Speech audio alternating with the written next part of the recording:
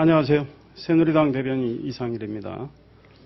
문재인 후보 캠프의 터무니없는 주장에 대해서 말씀드리겠습니다.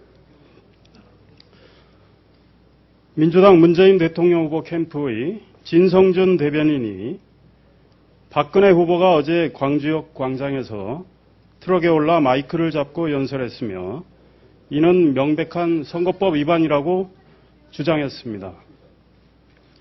진 대변인은 선거법 254조는 사전선거운동을 금지하고 있고 91조는 확성장치와 차량을 이용한 선거운동을 금지하고 있다며 선관위에 위법 처리하라고 요구했습니다. 이는 터무니없는 정치 공세입니다. 박근혜 후보는 광주역에서 정당의 정책 홍보, 유권자에 대한 투표 참여 권유 활동을 했습니다.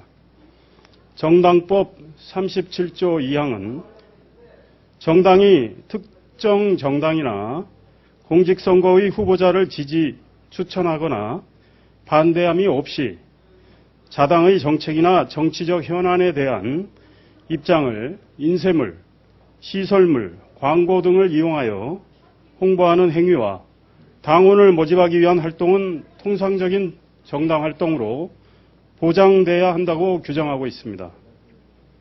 또 공직선거법 58조 제1항 제5호는 특정 정당 또는 후보자를 지지 추천하거나 반대하는 내용 없이 투표 참여를 권유하는 행위는 선거운동의 범위에서 제외한다고 명시하고 있습니다.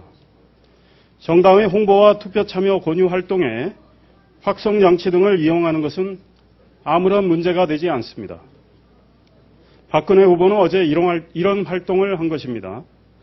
만일 박근혜 후보가 선거법에 조촉되는 활동을 했다면 광주시 선관위가 곧바로 문제를 삼았을 것입니다.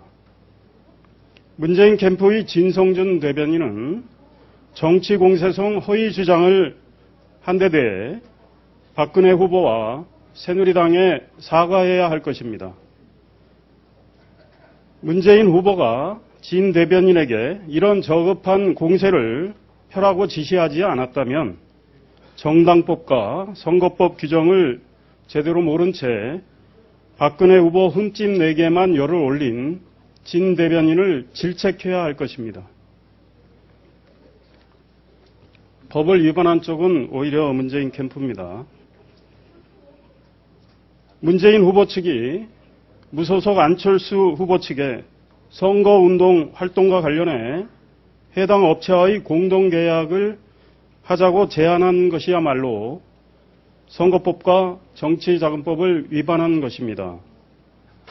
문재인 후보 측 우원식 총무본부장은 어제 기자회견에서 공동계약 방식은 사전에 준비가 많이 필요한 분야를 중심으로 계약하고 후보 단일화를 통해 최종 확정된 후보가 본선거에서 비용을 최종 집행하자는 취지라고 말을 했습니다.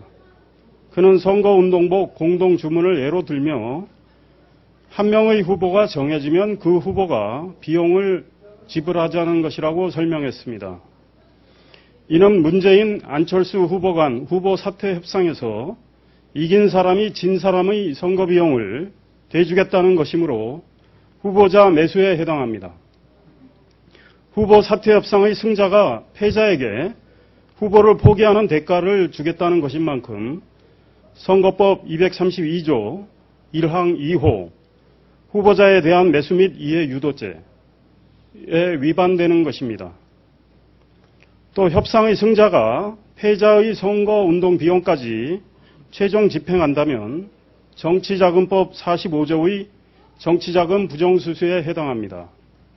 패자의 선거활동에 드는 경비를 승자가 대신 내면 정치자금 부정수수가 이루어지는 것이기 때문입니다. 문재인 후보 측 발상은 2010년 6월 서울시 교육감 선거 때 후보 매수죄로 단죄를 받은 광노현 씨의 전처를 밟겠다는 것이나 다름이 아닙니다. 문 후보 측은 안 후보와의 후보 포기 협상에서 이길 자신이 있다고 판단하고 있다고 합니다. 때문에 협상에서 승리한 뒤 패자가 될 안철수 후보의 적극적인 도움을 얻기 위해 이런 제안을 한 것 같지만 국민은 공동계약의 본질이 후보 매수와 정치자금 부정수수에 해당한다는 것을 간파할 것입니다. 감사합니다.